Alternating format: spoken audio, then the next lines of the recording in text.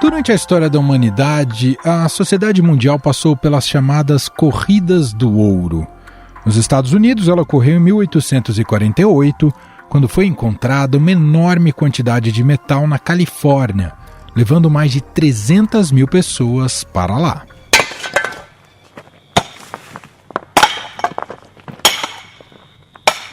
Aqui no Brasil, a primeira corrida do ouro ocorreu entre o final do século XVII e a primeira metade do século XVIII.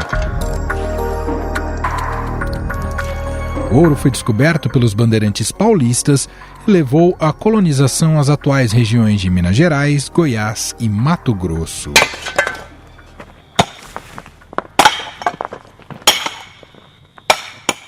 Mas houve uma segunda corrida pelo ouro no Brasil. Entre 1981 e 1992, milhares de homens migraram para a Serra Pelada, no Pará, em busca do metal. O local foi considerado o maior garimpo a céu aberto do mundo e estima-se que foram extraídas 42 toneladas de ouro. No meio da selva amazônica, um morro recheado de ouro começou a ser ruído por milhares de aventureiros. Enlameados, maltrapilhos, submetidos a um trabalho rude e insalubre, os garimpeiros foram mudando a topografia a muque.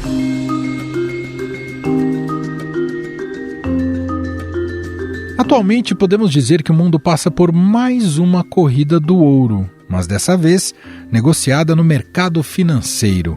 O atual conflito do Oriente Médio envolvendo Israel e o Hamas, com a possível entrada de outros atores, como o Irã, fez com que os investidores buscassem segurança e proteção neste tipo de ativo. Quando surge uma crise, os investidores correm para o ouro. O ouro está com a cotação alta esse ano? Pois é, ruim para comprar, mas bom para vender. Além disso, a combinação de inflação persistente, emissão massiva de dívida e impressão desenfreada de moeda pelo Banco Central americano, com o aumento da dívida pública, está empurrando os investidores para metais preciosos e outras mercadorias. Essa desconfiança sobre a economia americana e a forte atuação dos bancos centrais para reforçar suas reservas levaram o ouro a atingir o maior valor da história. O preço do ouro subiu para uma máxima histórica esta semana e o motivo foi o Banco Central americano. O metal quebrou a marca de $2.400 a onça Troy, que é a medida que representa 31,1 gramas. Grandes economias mundiais também têm apostado na compra do ouro, como é o caso da China.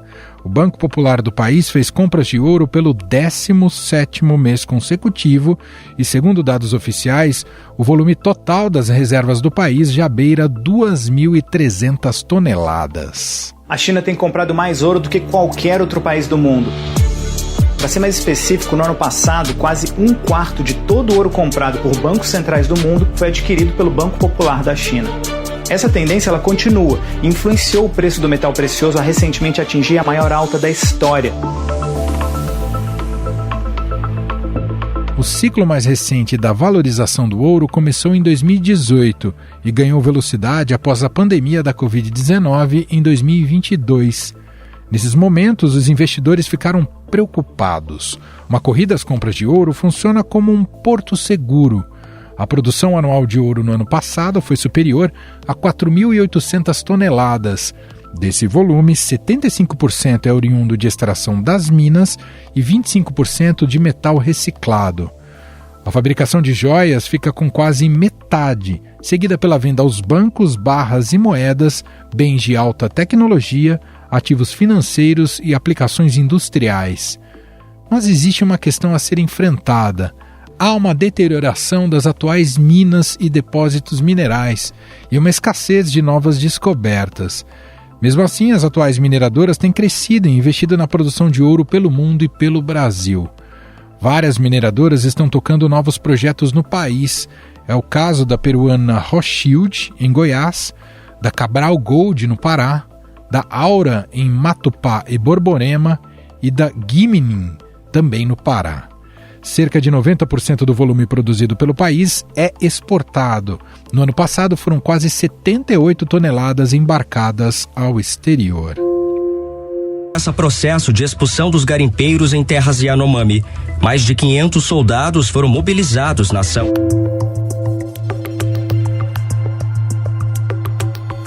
O governo e o Banco Central também aprovaram uma legislação para impedir a entrada ilegal de ouro nas cadeias de suprimentos. Economista e conselheiro do Corecon São Paulo. Tudo bem, Wellington? Seja bem-vindo por aqui. É um prazer estar aqui com você. Espero poder esclarecer as dúvidas dos nossos ouvintes. Bom, já vou começar por essa então, Wellington. O que explica essa, digamos, nova corrida pelo ouro na economia mundial? Tem a ver com inflação? É mais do que a inflação, né? São os problemas geopolíticos que nós estamos enfrentando no mundo de hoje, né? Que nós temos só esse ano nós temos mais de 60 países que vão passar por processos eleitorais. Nós temos a questão da taxa do Fed, né, dos Estados Unidos, que há uma forte tendência de baixa para abaixo de 2%, né, até o final de 2024. Há uma forte tendência também para os investidores internacionais e institucionais em proteger os seus investimentos. E, além disso, nós temos também vários conflitos, né, militares pelo mundo.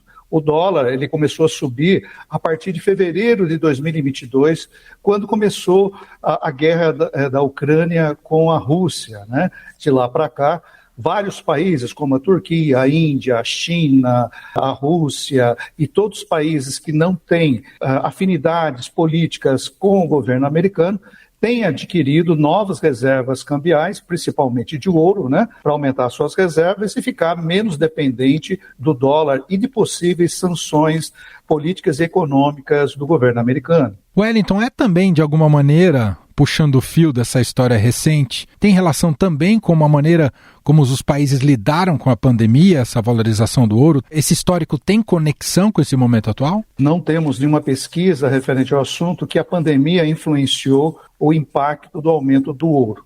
Mas nós temos fortes evidências de que essa alta do ouro é motivado principalmente para a saída desses países da dependência do dólar. É claro que o dólar tem perdido, né, o seu valor econômico em partes, ou sua hegemonia política, né, no mundo, em virtude até da forma como está sendo administrado a política internacional atualmente, né? Então, não vejo relação com a pandemia com o aumento do ouro, mas sim com os problemas, principalmente os conflitos militares, os problemas ambientais, o aumento dos commodities agrícolas, commodities de petróleo, que tem provocado que o investidor proteja o seu investimento e também os bancos centrais pelo mundo protejam ou diversifiquem seus investimentos e, por isso, a busca pelo ouro. O ouro, só para você ter uma ideia, de fevereiro de 2022 até hoje, ela subiu mais de 33%. Só esse ano subiu mais de 14%. Então, no acumulado dos últimos 12 meses, algo em torno de 21,11%. Para o pequeno investidor,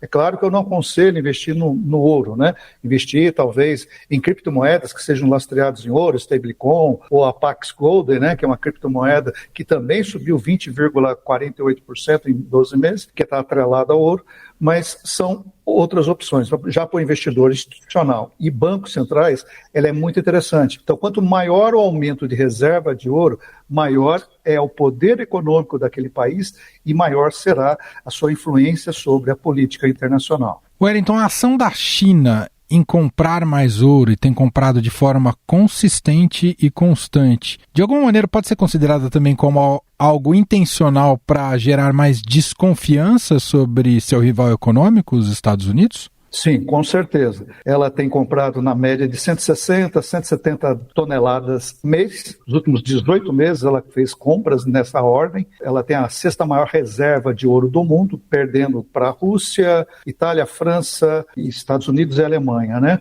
Mas a França e a Itália, se ela comprar mais um mês 160 toneladas, ela passa à frente da Itália e da França. Aí ela será a terceira maior detentora de reservas de ouro do mundo.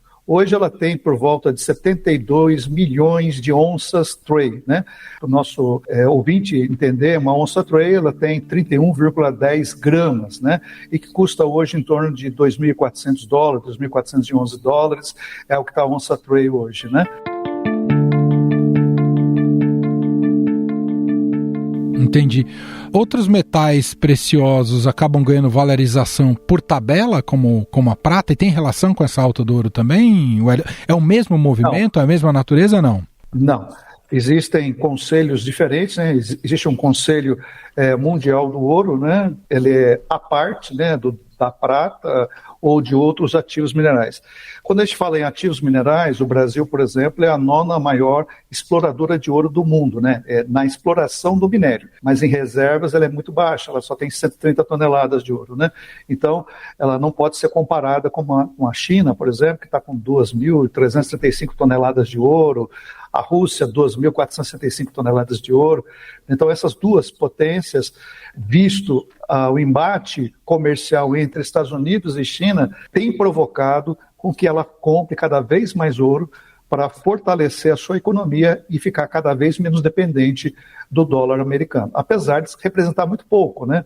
Mesmo esse volume, apesar de ser grande, representa apenas 4% do total de investimentos da China no mercado internacional. O senhor fala em proteção. A compra do ouro se dá daquilo que é explorado e colocado no mercado de ouro, se dá em larga medida, a compra se dá pelos bancos centrais dos países, quer dizer, pouco se vai à indústria e a maior parte é adquirida por esses bancos centrais como investimento, Wellington? É como uma diversificação de investimento, com uma reserva de longo prazo para os momentos incipientes que nós vivemos hoje, né? Quer dizer, então, as incertezas provocam a busca por ativos financeiros mais sólidos, como é o caso do ouro, mas não só o ouro, né? Outros ativos também, né? Mas o ouro é um determinante principalmente para bancos centrais pelo mundo, visto que os CDBCs, né, que são as criptomoedas dos bancos centrais, ainda não entraram em vigor, né? Então, sendo feitos os testes de estresse, e assim que entrar no mercado também será um ativo também considerável. Mas enquanto não entrar,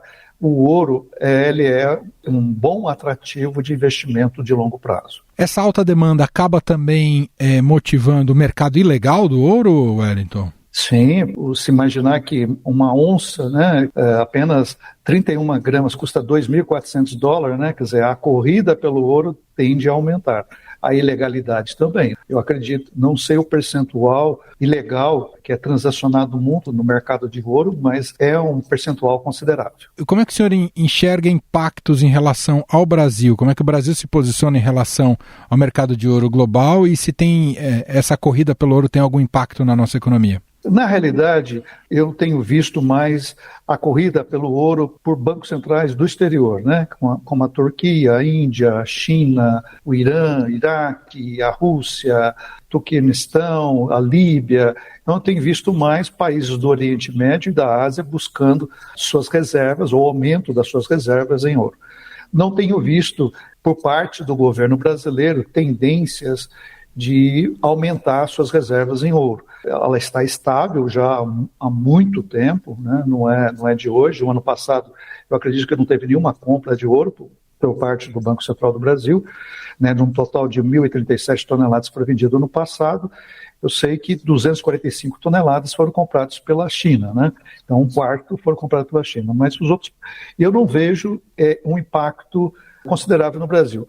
Mas eu tenho, inclusive, até mentorandos, né, que trabalham com ouro e eles têm comentado que tem subido bastante, né? Então, o que vai impactar é no mercado de alto luxo, né, principalmente na aquisição de joias, na aquisição de produtos que necessitem do ouro em seus componentes, né, alguns componentes eletrônicos, alguns componentes odontológicos e outros produtos que dependam deste mineral. E ganha quem exporta, né? Então, como o senhor disse, tem muita gente que produz, né, explora ouro aqui no Brasil. Esses empresários, essas empresas, essas mineradoras, nesse momento, vivem uma fase boa, digamos assim, beneficiados pelo comportamento do mercado atual global do ouro, não é isso, Wellington? Exatamente. Então, o mercado de minério do Brasil, que é o 9º maior do mundo, depois do Brasil é Singapura, então o Brasil está muito bem colocado nessa questão da exploração do minério e na exportação do minério. E isso ajuda nas reservas brasileiras, ajuda no mercado internacional, né? Na balança comercial brasileira, porque ela acaba impactando, né, no sistema de pagamento internacional. Bom, para a gente fechar, o senhor citou que o ouro é muito sensível a questões geopolíticas. A gente pode imaginar se, além desses conflitos, que ainda não tem um prognóstico muito positivo se vai ter uma resolução a curto prazo, mas imaginando que esse fosse o caminho e que uma estabilização inflacionária nos Estados Unidos, o patamar desse ouro rapidamente cairia, do valor desse ouro cairia, Wellington? Eu não vejo nos próximos 24 meses a queda do valor do ouro. Eu vejo a alta do valor do ouro em razão, principalmente, porque os conflitos tendem a aumentar e não diminuir, né? Não vejo tendências de soluções a curto prazo e vejo talvez queda nas taxas de juros nos Estados Unidos para poder impulsionar a economia, melhorar a gestão da economia. Isso vai fazer com que o investidor institucional queira buscar mais ouro ou comprar mais ouro. E uma outra coisa que tem acontecido é o aumento expressivo do aumento do ouro, né, que está mais de 14% só esse ano, né? Quer dizer, então, ele está se transformando num bem de aplicativo ou de investimento, né, de curto prazo também interessante, né? Quer dizer, então pode ser que muitas pessoas ou muitos investidores acabem adotando ou especulando com ouro, né, em virtude desse aumento expressivo do ouro, né? Eu acho que mais de 20 anos que eu não vejo um aumento tão expressivo do ouro como agora, né? Então eu acredito que há uma forte tendência de alta daqui até para o final do ano e de consumo ou de aumento de consumo e de aquisição de ouro nos próximos 2 anos, visto que os próprios países já estão sinalizando isso, né? Tanto a China quanto a Rússia. Então não são só eles que estão comprando ouro, né? Estou vendo um forte impacto da aquisição da Índia, da Turquia, por parte dos BRICS, apesar do Brasil não estar adquirindo ouro, mas outros países estão. Então, essa é uma tendência natural de alta e não de queda. O JP Morgan, lá dos Estados Unidos, alega que as oscilações podem cair o preço da onça, né, Trey, para $2.153 até o final do ano. Eu já sou de uma outra projeção, acho que $2.500, $2.600 a onça, plausível, né? Visto que ainda está tendo alta aquisição. Pode ser que ultrapasse até esse patamar que eu estou estudando, né? Mas eu acredito muito na alta e não na baixa do ouro até o final do ano. Só fazer uma última pergunta, muito de ingênuo e curioso. Esses bancos centrais, eles precisam guardar esse ouro fisicamente? É meio cofre do tio Patinhas, Wellington? Sim, o ouro é a aquisição física, tá certo? Aí tem que ser depositado num cofre, né, determinado pelo Banco Central de cada país. Muito bem. Necessariamente não precisa ser no próprio país. Tem muitas reservas de ouro guardadas em Londres, né, lá, né, na Inglaterra. Então, por exemplo, as reservas de ouro das principais criptomoedas que têm lastro em ouro, a sede é em Londres, né, na Inglaterra. Muito bem, nós ouvimos aqui o Wellington Santos, economista, conselheiro do Corecon São Paulo, gentilmente aqui atendendo a nossa reportagem, ao nosso podcast. Obrigado pelas explicações, os esclarecimentos e até uma próxima, viu, Wellington? Muito obrigado, Emanuel. Até mais. Estadão Notícias. Este foi o Estadão Notícias de hoje, terça-feira, 28 de maio de 2024. A apresentação foi minha, Emanuel Bonfim. Na produção, edição e roteiro, Gustavo Lopes, Jefferson Perleberg, Gabriela Forte e Gabriel Lima. A montagem é de Moacir Biasi. E o nosso e-mail é podcast@estadão.com. Um abraço para você e até mais.